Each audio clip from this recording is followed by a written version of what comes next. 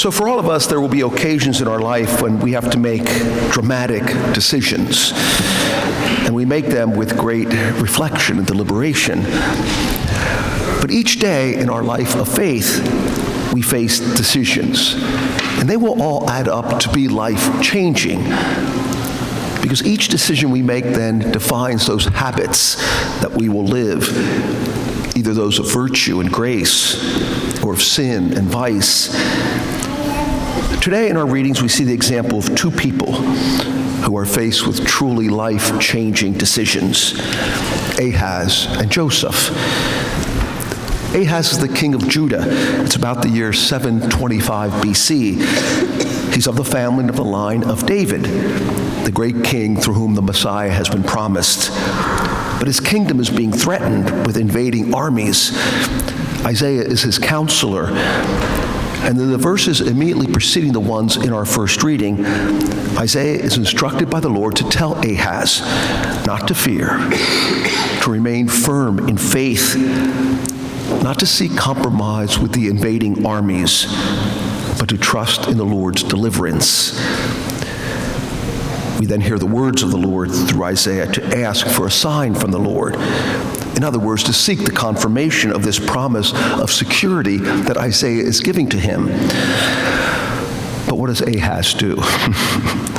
He refuses the invitation of the Lord.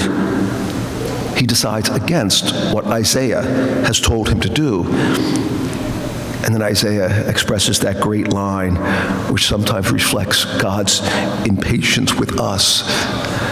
Listen, O house of David, it's not enough for you to weary my people. Must you also weary my God?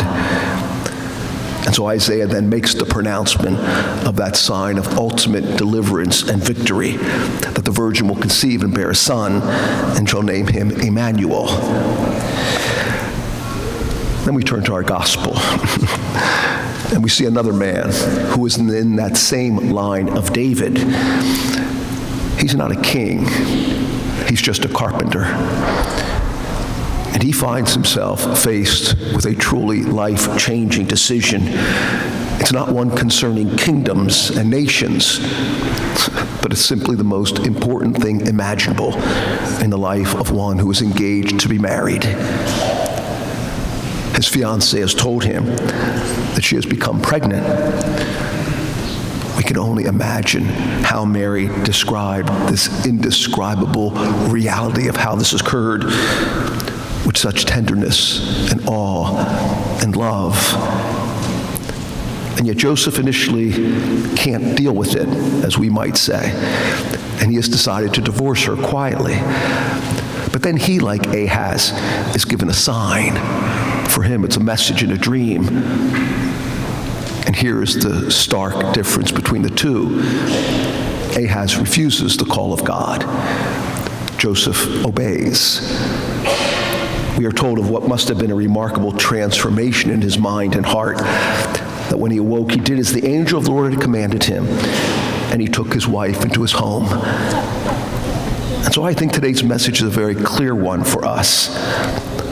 None of us will ever be like Ahaz, the leader of a nation. But all of us are like Joseph, because each day presents situations and sometimes deep and profound personal crises. And we're tempted constantly to a kind of despair and avoidance. And we fail to trust completely in God and in his plan for us. We need to hear the fulfillment of Isaiah's prophecy that was mentioned in our gospel here and now for us, that God is with us. He's not distant or disinterested. He has been born among us. He has taken on the same flesh and blood that you and I have. He desires to live with us constantly and in us. This is what we celebrate and experience in this Holy Eucharist.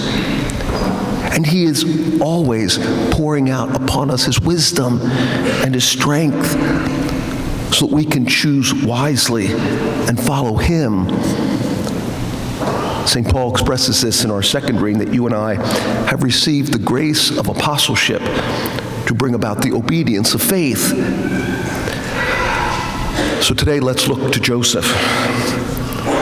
Let's look at how he first made his decision. But then after the angel had spoken to him, chose to follow God's plan. He was given the unbelievable grace to hold the Lord in his hands, to speak to him, to listen to him, to see him grow as a young boy. And he was able to share his life with the most beautiful and wonderful woman there ever was or ever could be. And it all occurred because he was open that maybe his decision and his way wasn't the right one, and obeyed the instruction of God. Let's seek his intercession to always strive to do that too.